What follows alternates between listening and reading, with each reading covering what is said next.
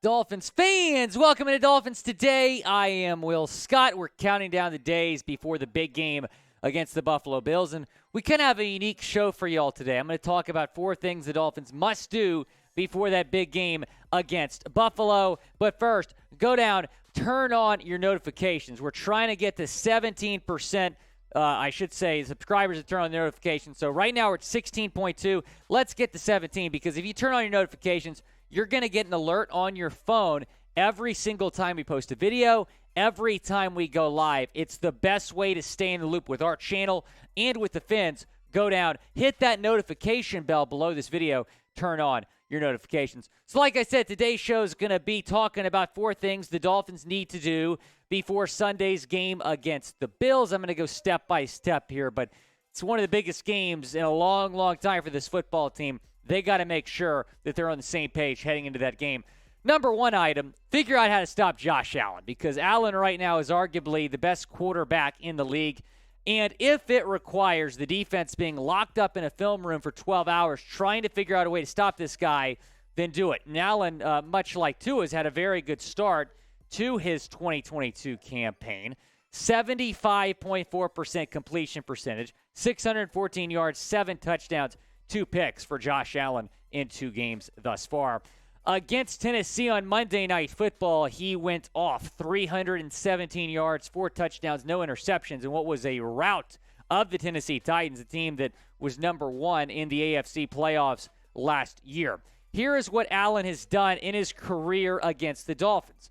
21 touchdowns, 8 picks, a 63.2% completion percentage. He's averaged 247 passing yards per game.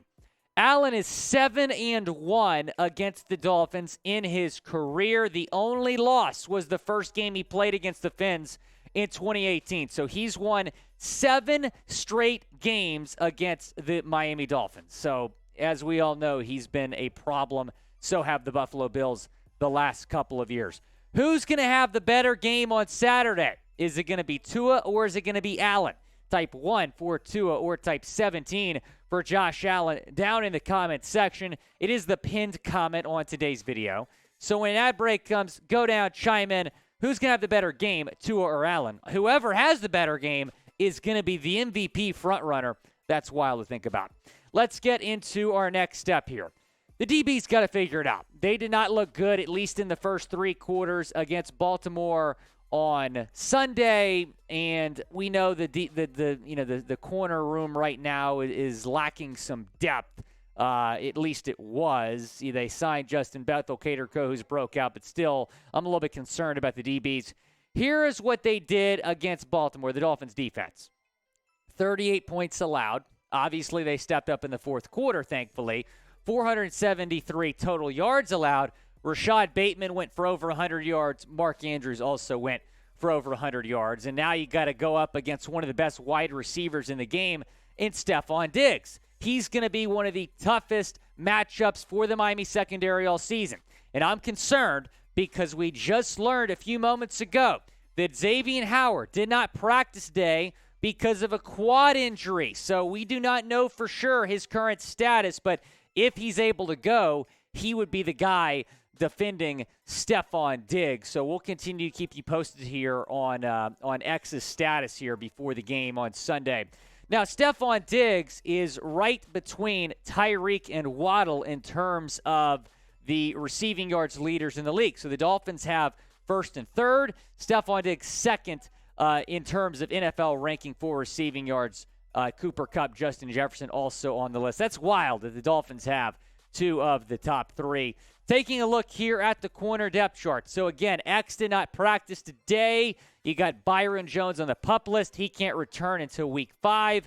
Nick Needham, Keon Cross, and Cater Kohu, Noah Igbenogany, Justin Bethel. Cater Kohu's been fantastic. Let's say worst case scenario, X can't go. I might feel most comfortable with Cater defending Stephon Diggs, as crazy as that sounds. I know that's wild to say, but he's been the best corner on this team outside of X, maybe one of the best corners in the league, because look at this. Dolphin Nation tweeted this out earlier today.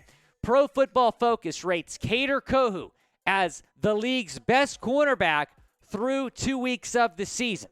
So if X can't go, and again, we're going to continue to monitor his status. We don't really know the significance of the injury, but he did sit out during practice day. But I might feel more comfortable with Kohu being CB1. I want to see him get more snaps either way. Even if Xavier Howard plays, Kohu definitely needs to get more snaps. He's been phenomenal, a lot better than Keon Cross and maybe even Nick Needham. Want to tell you about our friends over at BetUS because they are giving you a fantastic deal.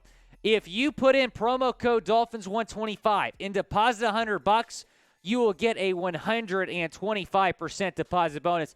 Jetsports.com/bet. That's the link. You got to go to that link to get the deal and got to use that promo code. Look at this. Vegas is disrespecting Miami again at home. They are a 6-point underdog against the Buffalo Bills. The total at 52.5. Go and pound Miami +6. I'm taking +6. I'm taking money line. If you've tailed me, you know that you're doing pretty well because I've had the Dolphins winning the last 2 games that I bet on BetUS.